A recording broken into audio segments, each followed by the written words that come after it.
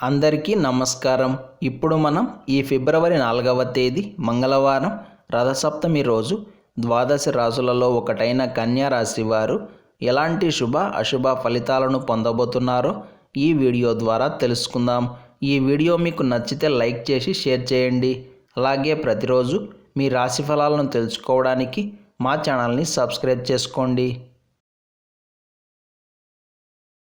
ఈ ఫిబ్రవరి 4వ తేదీ మంగళవారం రథసప్తమి రోజున కన్యా రాశి వారు దయచేసి రోజువారీ పనులకు మాత్రమే పరిమితం కావాలి.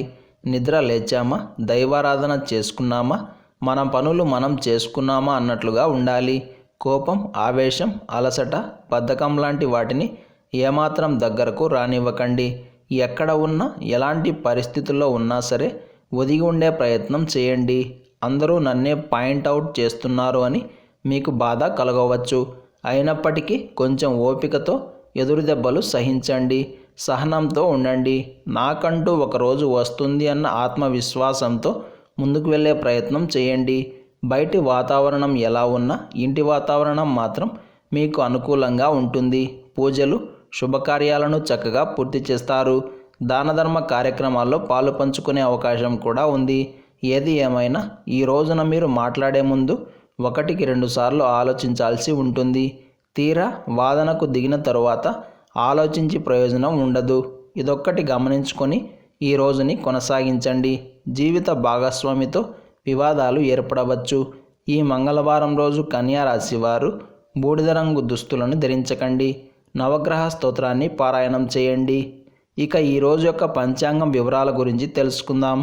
ఈరోజు మంగళవారం, మాసం మాఘమాసం, తిథి సప్తమి, నక్షత్రం అశ్విని నక్షత్రం, రాహుకాలం మధ్యాహ్నం 3 గంటల నుండి 4 గంటల 30 నిమిషాల వరకు, యమగండం ఉదయం 9 గంటల నుండి 10 గంటల 30 నిమిషాల వరకు, దుర్ముహూర్తం ఉదయం 9 గంటల 7 నిమిషాల నుండి 9 గంటల 52 నిమిషాల వరకు, తిరిగి రాత్రి 11 గంటల 13 నిమిషాల నుండి 12 గంటల 4 నిమిషాల వరకు. అలాగే ఈ రోజు యొక్క శుభ సమయాలు మధ్యాహ్నం 12 గంటల 40 నిమిషాల నుండి 1 గంట 25 నిమిషాల వరకు, వర్జం సాయంత్రం 6 గంటల 4 నిమిషాల నుండి 7 గంటల 35 నిమిషాల వరకు. ఈరోజు పంచాంగం ప్రకారం వివాదాలతో కూడుకున్న అంశాలకు ఫిర్యాదులు చేయడానికి, స్నాన దాన పుణ్యకార్యాలకు అన్నింటికీ కాలం అనుకూలంగా ఉంది.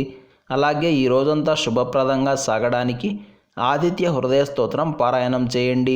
అంతా శుభమే కలుగుతుంది. ఈరోజు పరమ పవిత్రమైన రథసప్తమి వచ్చింది. దీనికి ఉన్న విశిష్టత చాలా విశేషమైనది. సకల లోకాలకు వెలుగు అందించే సూర్యనారాయణ మూర్తి అవతరించిన రోజు ఈరోజు. ఇలాంటి రోజున ఎవరైతే ప్రత్యేకించి తల మీద మరియు భుజాల మీద తెల్ల జిల్లేడు ఆకులు కానీ, చిక్కుడు ఆకులు కానీ లేదా రేగి ఆకులు కానీ పెట్టుకొని, అలాగే వీటిపై రేగిపళ్ళను ఉంచుకొని స్నానం ఆచరించాలి. మరీ ముఖ్యంగా ఈ స్నానం తెల్లవారుజామున 5 గంటల 50 నిమిషాల లోపే పూర్తయిపోవాలి. అంటే దీని అర్థం సూర్యుడు ఉదయించక ముందే స్నానం ఆచరించాల్సి ఉంటుంది. ఈరోజు మీరు చేసే స్నానం వలన 7 జన్మల పాపాలు తొలగిపోతాయట. గత జన్మలో చేసిన పాపాలు, ఈ జన్మలో చేసిన పాపాలు, మనసుతో, వాక్కుతో, శరీరంతో చేసిన పాపాలు, తెలిసి తెలియక చేసిన పాపాలు, ఇలా 7 విధాలుగా చేసే పాపాలన్నీ తొలగుతాయట. కాబట్టి భక్తి శ్రద్ధలతో స్నానం ఆచరించి తరించండి. ఒకవేళ ఎవరైతే బలం ఉండి కూడా ఈరోజు ఈ విధంగా స్నానం చేయకపోతే వాళ్ళకి రోగము, దరిద్రము, నష్టం కలుగుతాయట. ఇది మేము చెప్తున్న మాట కాదు, మన సనాతన ధర్మం చెప్తున్న మాట. కనుక శక్తి ఉన్నవారు తప్పకుండా ఈ పరిహారాన్ని ప్రయత్నించండి, పునీతులు కండి.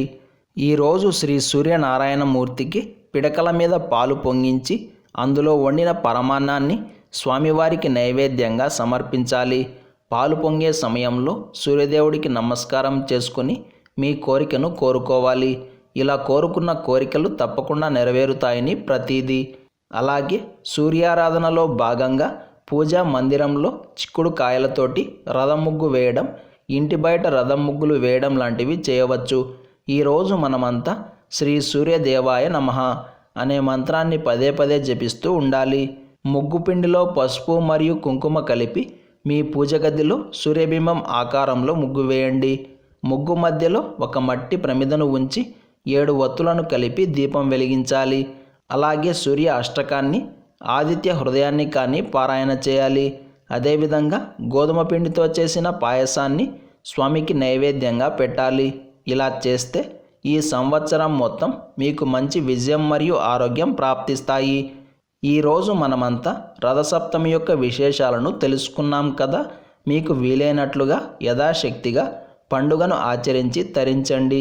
ఇలాంటి సమాచారం ప్రతిరోజు మీకు వీడియో రూపంలో అందాలంటే వెంటనే మా ఛానల్ని సబ్స్క్రైబ్ చేయండి.